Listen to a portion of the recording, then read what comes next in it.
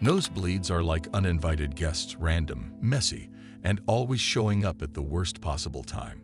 One minute, you're enjoying life, and the next, you look like you just walked off a horror movie set. Trust me, I've been there. Just the other day, I was out in the cold, minding my own business, when my nose suddenly decided to spring a leak. My buddy Squeaks panicked, thinking I had been attacked by an invisible ninja.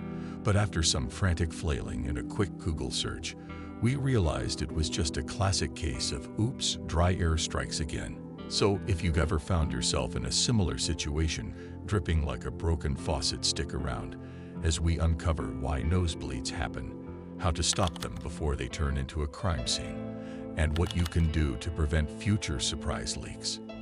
What causes a nosebleed?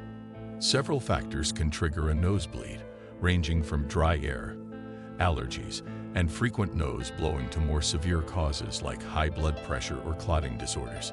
Dry environments, particularly during winter or in air-conditioned rooms, can dry out the nasal membranes, making them more prone to cracking and bleeding. Additionally, trauma from picking the nose, accidental bumps, or even aggressive sneezing can cause these fragile blood vessels to rupture.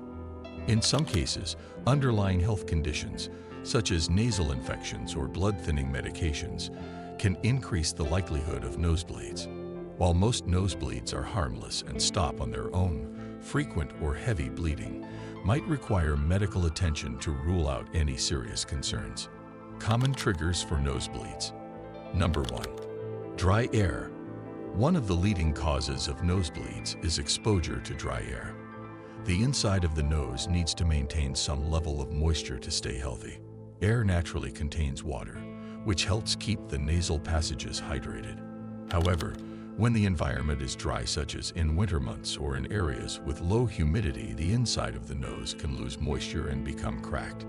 These small cracks can break open tiny blood vessels, resulting in a nosebleed. This is especially common in individuals who frequently use indoor heating, as heaters reduce air humidity, making nasal passages even more vulnerable. People who live in desert climates or at high altitudes are also more prone to dry nasal passages, leading to an increased risk of nosebleeds. Using a humidifier, staying hydrated, and applying a saline nasal spray can help maintain moisture in the nasal lining and prevent nosebleeds caused by dry air. Number 2. Cold, windy weather. Cold air tends to be drier than warm air, which means breathing it in over extended periods can dry out the nasal membranes. Additionally, strong winds can further irritate the delicate lining inside the nose, increasing the likelihood of a nosebleed.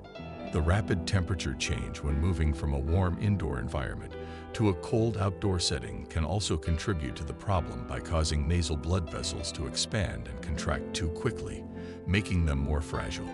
People who spend a lot of time outdoors in cold weather, such as athletes, hikers, and construction workers, may be particularly at risk.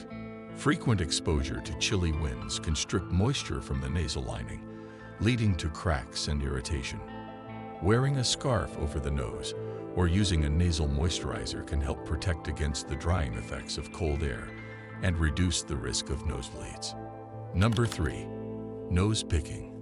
Another common cause of nosebleeds is picking at the inside of the nose. Many people, especially children, may insert their fingers into their nostrils, not realizing how sensitive the inner nasal lining is. Scratching or irritating the area can damage blood vessels and lead to bleeding. This habit can be particularly problematic for those with dry nasal passages, as the lack of moisture makes the blood vessels even more vulnerable to damage. In some cases, people may pick their noses due to an underlying issue, such as allergies or nasal congestion, which causes irritation and discomfort. Repeated nose picking can create sores inside the nostrils, leading to recurrent nosebleeds. Encouraging children to use a tissue instead of their fingers and keeping nails trimmed can help reduce the risk. Additionally, applying a small amount of petroleum jelly inside the nostrils can help keep the nasal lining moisturized and prevent irritation. Number 4. Allergies and sinus infections. Allergies and sinus infections can cause inflammation in the nasal passages, making the blood vessels more prone to rupturing. When allergens such as pollen, dust, or pet dander enter the nose, they trigger the body's immune response, leading to congestion and swelling of the nasal lining. This inflammation weakens the blood vessels, making them more susceptible to bleeding. Frequent sneezing, blowing the nose too hard, or rubbing the nose excessively can also contribute to irritation and potential nosebleeds. Additionally, sinus infections cause mucus buildup and pressure inside the nasal cavities, further stressing the blood vessels. Many people with allergies also use antihistamines and decongestants, which can dry out the nasal passages, increasing the likelihood of nosebleeds. Keeping allergies under control with proper medications and using a saline spray to keep the nasal passages moist can help reduce this risk. Number 5. Injuries to the nose.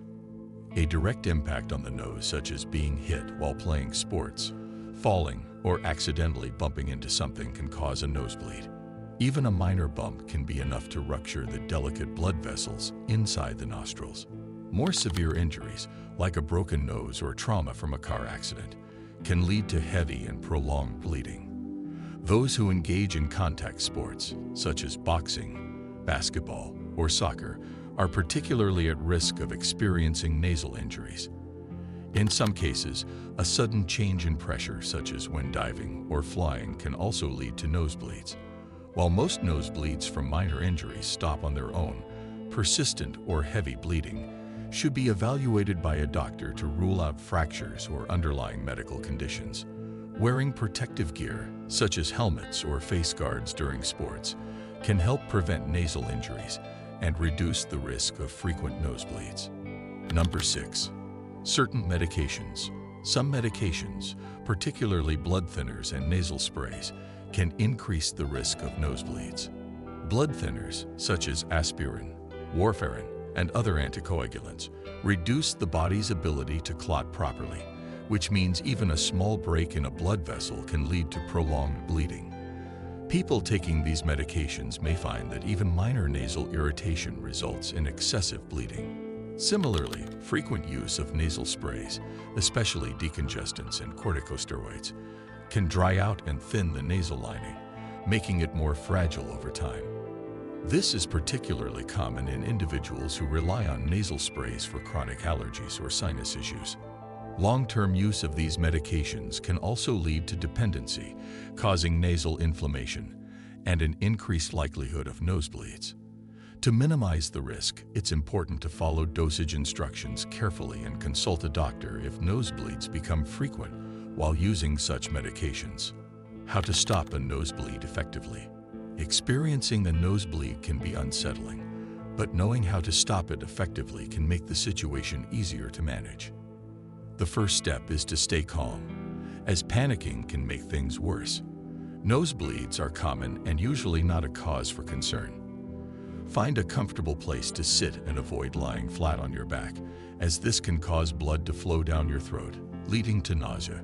Instead, lean forward slightly to allow the blood to exit through your nostrils rather than dripping down your throat.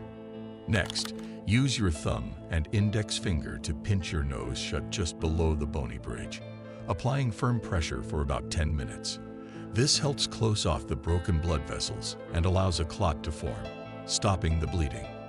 While doing this, breathe through your mouth to stay comfortable and use a tissue or cloth to catch any remaining blood. Once the bleeding stops, resist the urge to blow your nose, as this can dislodge the clot and cause another nosebleed. Finally, clean up gently by washing your hands and face with warm water and soap, and carefully dabbing around your nose with a damp cloth without pressing too hard. Preventing future nosebleeds. Preventing future nosebleeds involves simple yet effective steps to keep the nasal passages healthy and less prone to irritation. Using a humidifier is a great way to add moisture to the air, especially during winter or in air-conditioned environments, helping to prevent dryness in the nasal passages. Applying a thin layer of petroleum jelly inside the nostrils can also provide a protective barrier and keep the nasal lining moist, particularly for those who frequently experience dry nose conditions. Staying hydrated is equally important, as drinking plenty of water ensures that the nasal tissues remain supple and less likely to crack. Avoiding nose picking is another key preventive measure, as it can damage delicate blood vessels. Keeping fingernails trimmed can also reduce the risk of accidental scratches inside the nostrils. Additionally, limiting nose blowing is crucial. Blowing too forcefully can rupture small blood vessels, so it's best to be gentle when clearing out nasal passages. Lastly, protecting your nose from injury is essential, especially for those involved in sports or physical activities.